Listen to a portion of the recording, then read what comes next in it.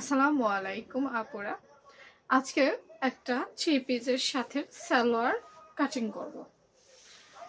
তো দেখো, সালোয়ার কাটিং করতে হলে প্রথমেই সালোয়ারের কাপড়টা কতটুকু আছে এটা মেপে নেওয়া ফরজ। ফরজ ফরজ বুঝো তো না? ফরজের আন্ডারে পড়ে,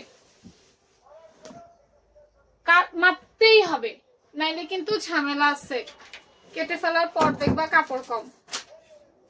তা আমিও মাপতেছি। এখানে 2.5 গজ পরিমাণ কাপড় আছে। 2.5 গজ পরিমাণ কাপড় বোঝো? একটা সালোয়ার বানাইতে 2.5 গজ পরিমাণ কাপড় থাকলে এটা মানুষটা যতই মোটা হোক, যতই লম্বা হোক বানাইতে পারবা। এর চাইতে মহিলা মানুষের বা মেয়ে মানুষের কাপড়ের প্রয়োজন হয় না।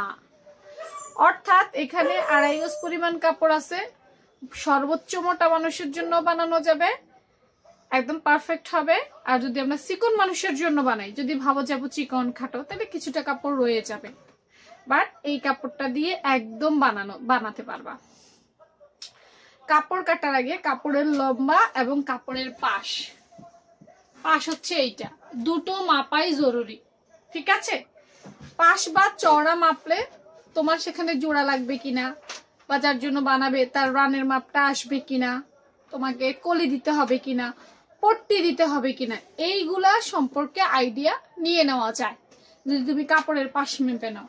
তা আমি একটু পাশ মেপে দেখি এখানে কতটুকু আছে। হ্যাঁ, কাপড়ের পাশ মাপতেছি। দেখো, এখান থেকে ধরে এখানে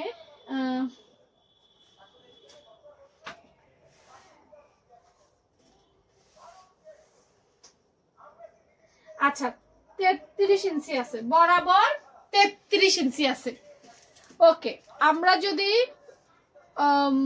33 ইঞ্চি হয় তার মানে 2 হাত ফানা নাই। এই কাপড়টা 2 হাত ফানা হওয়ার কথা ছিল, কিন্তু 2 হাত ফানা নাই। খেয়াল করো,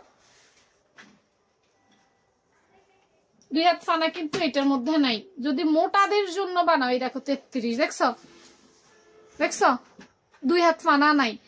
যদি 36 হইতো, এই যে 36, তার মানে 2 হাত ফানা হইতো। এটা 2 হাত ফানা নাই, তার মানে মোটা মানুষের জন্য বানাইলে কলি দিতে হবে, আর চিকন মানুষের জন্য বানাইলে কলি দিতে হবে না।